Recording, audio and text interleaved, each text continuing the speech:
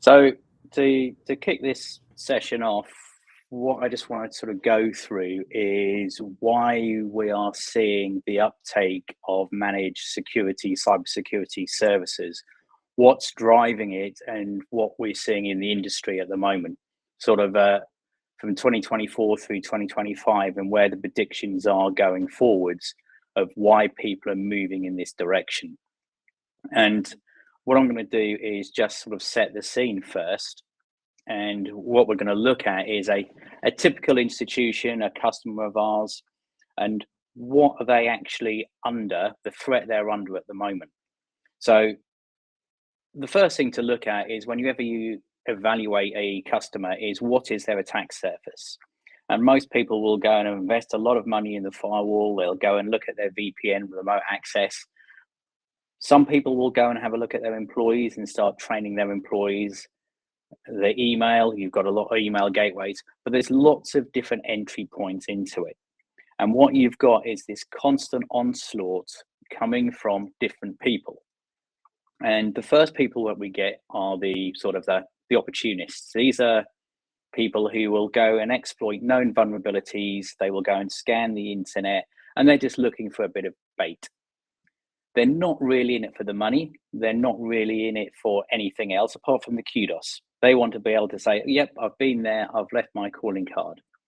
And what we tend to see is a lot of opportunists around sometimes the university space. After they teach a certain module in computer science, they will then go away and explore those techniques that they've learned.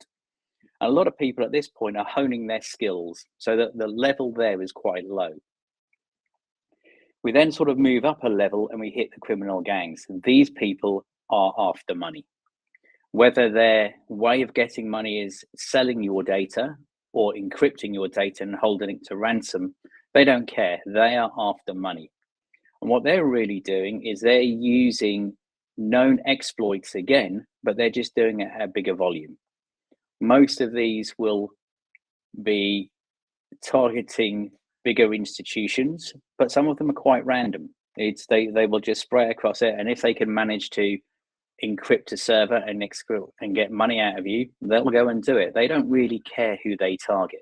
It's for them, money is money. We then move up the ladder again and we hit the nation states. So the nation states fall into sort of two categories. You've got for example, the Lazarus from North Korea, who are in it for the money. They are funding their regime through criminal activity from cyber warfare. Then you've got the activity from a nation state, which is politically and economically driven. They're after blueprints. If they can speed up their development of, it can be anything from a car to a nuclear weapon to a power station, they will do it. They're also the political side, and what we're seeing there is people trying to influence elections, trying to destabilize governments. And this can be done at a large level, or it can also be, we've seen it at a lower level, and we've seen it at a couple of universities who publish papers regarding political movements in other countries. And because they've gone against another government or in a paper reporting, that they've then become a target back in the other direction because they published something they didn't like. So where you think you may be ducking under the nation state, it still does exist in certain ways. And to add all of this, we've now had the last sort of couple of years, the big buzzwords is AI automation, machine learning, whatever you want to call it, has really increased the volume. So if you go and look at this, it's quite a busy slide now, and you think that your perimeter protection is going to save you, it won't. It takes one attack to succeed. And that is the important thing to understand at this point, is no matter what's going on, there may be 1 billion attacks on your institution over 5 years, one just has to get through. So the attacker has the upper hand at this point. It's naive to believe whatever you've put in place will hold. If you take the extreme example of somebody really wants to get into your network, they could go and pay an employee $10,000 to go and stick a USB in their laptop and walk in and plug in your network. No matter what you've built in that place, they've got past your network. So there's multiple ways of doing it if somebody wants to get into your network. So the whole idea at this point is assume that you will be breached at some point. You've got to be able to understand how quickly can you detect that breach. And the whole thing that's driving this or increasing the volume here is around the AI and automation. We can see on the right-hand side, there's a few bits of stats there that the building of new ransomware and the remodel of the ransomware has come down, what's that, 400% over 2 years. Now, there are papers coming out this year that is showing that's going to be nearer 1 hour for building ransomware. So you can see the ability to execute is actually getting better and better. And looking at the use of AI and how it's being exploited from I'm calling it the dark side here, from the people who are attacking you, there are some very sort of key points that we're going to bring up here. The volume and the impact. They can operate 24/7. They can script, they can use AI to do reconnaissance. They can then take that reconnaissance information, they can then craft an attack with it, they can run that attack, they can get the result, they can craft a new attack. And all of that used to be an element of manual can now be fully AI. So all they're doing is waiting for one of their bots to have a little flag to say, I've got one. So it lowers the barrier to the person who can start actually the opportunist. So with a low barrier, I can go onto the dark web, I can download some software, I can go and create my own malware, I can go and run some AI scripts, and there we go. I am now a hacktivist. Away I go. And it really took me 15 minutes to go and do that. What we're not seeing at the moment and what we're expecting to see, according to the NSSC, is the use of AI in developing new attack techniques, because this takes a little bit more than a script kiddie. This involves somebody who actually understands AI programming and the using of the large language data models. So this is using AI to understand how to go and attack somebody in a new way. And once that happens, it's going to become even more important to be able to get your defense in the right place, because it's going to be a game changer from the criminal side. But as we say, it's not all doom and gloom business, otherwise we wouldn't be in business. So you've got to be ready for the fact that as soon as you have been compromised, you are then hold the upper hand. At this point, that machine that is compromised on your network has to do something. Whilst it sits there dormant, it's not doing any damage to anyone. It's a time bomb ready to go off. And if you can attack that time bomb before it explodes, then you've actually done your job as a defense. So if we look at what it's going to do first, it's going to start doing a reconnaissance around your network. It needs to understand where it's going to go, who it's going to attack, who it's going to hold to ransom, what data is important to it. It's then going to pick its target. So it's going to execute. And in this case, it's going for the crown jewels, it's going for a server. And eventually it needs to extract, whether it's extracting a ransomware, whether it's extracting data. So we've got multiple points that we can go and detect the movement of this machine. And it only takes at this point one mistake by the attacker to be detected. So it's incredibly difficult if you've put a good defense in for that attacker to do all those three elements without being undetected. So this is where then the power moves to the other foot, is where the defense has the complete upper hand. And the whole idea here is there is automation, and I think Gareth in a later slide will show the power of automation in the defense side of reducing that MTTD, so the mean time to detect. So how long, as soon as it executes, can you detect that movement, detect that intruder on your site, and then shut it down? So it's all about what we sort of call is defending the crown jewels. Criminals don't sleep, AI bots don't sleep. It's a global business. Therefore, it's 24/7. So you need to defend 24/7. You need to understand where your critical locations are, and you need to understand the entry points to the locations. you've got to be able to turn around and say, where can I invest wisely? It's, if I'm a large, I'll take a university as a very good example. If I'm a large university, if you had unlimited funds, you would go and protect every server, every staff member, every student. But that is a huge cost. And what is it that you really need to cost to be safe? You've got to look at where your data sits.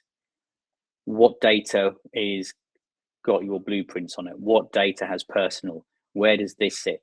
Which compromise will lose you money? Which one will cost you if you have to report it? So it's putting your investment in the correct area is incredibly important. The next two is, we quite often get asked to go, can we go and put a SIM service in? And then my first question normally is, are you putting it in because you want to tick a box for compliance, or are you putting it in because you want to use it? Because it's different. And we see a lot of people who will go and buy a system because they've been told to, as opposed to actually understanding what it does and why they're putting it in. Once you've put something in, you also need to understand that just for the fact that you've configured it correctly, 12 months later, that configuration is out of date. So it constantly needs tuning, it constantly needs updating, because in this game, no one stands still. So you've got to make sure that you move along with the right times. And then the final one is, the quicker you can reduce that time to detection, the less that attacker can do on your network. Ideally, as soon as it makes its first move, you want to be able to take it off your network immediately. And if you can automate that, even better, because you're then got that down so he can't do anything or she can't do anything, they can't attack you, and you've actually killed it at the point of the first movement. So it comes to sort of the bigger question then is, do I go and do this myself, or do I outsource it? And this was a survey taken at the end of last year, and they were really looking at the whole of the cyber security service industry of what we're seeing people do. And the biggest two, what we see is probably the last one is the cost saving, is why are people looking to outsource? It's a large startup cost to go and build something that you can operate at 24/7. And part of that cost is really your skill gap and your complexity of the systems you put in. Now, everybody will tell you everything is nice and easy to use, but if you're learning it for the first time, you've either got to upskill your current staff, or you've got to go and buy in to close that skill gap. And one of the biggest problems in this industry is then retention of that skill gap. It's slowly getting better as we're getting more and more the university students and graduates coming through with these skill sets, but there's still a skill gap because this is a big moving industry. We have people who coming to us because they've been told from their compliance, whether they've been audited or by their cyber insurance, to say, for you to be able to get lower premiums or to actually get a premium, you need to have certain things in place. You need to have a third-party SOC. You need to have somebody looking at this. You need to have a patching schedule. You need to have backups that are immutable. Various things are being driven by both compliance and cyber insurance. And then sort of the other two is the ever expanding, evolving, is you've got to keep up with what's going out in industry. So you've got to have people on your team spending time doing this, understanding what's going on, working with the manufacturers to make sure the configuration matches what's happening out there. So that's a lot of things that people have to consider. So this is why people are actually looking to outsource. And there is at the moment, it's around about 14% growth per annum in the managed service outsourcing. This is expected to grow and to get bigger and bigger each year. It is a fairly new environment. It's been around for a long time in the financial institutions, but as it's coming down into the smaller institutions, more the governmental institutions, we're starting to see more and more people look at outsourcing their services.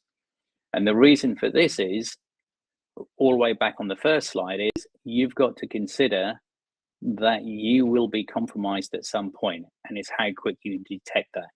And if you feel comfortable with that and with your detection, and you think you've got everything in place, then that's where you sit. But most people will put their hand up and say, no, I actually do believe our current policies are not good enough for what is actually happening in the world today.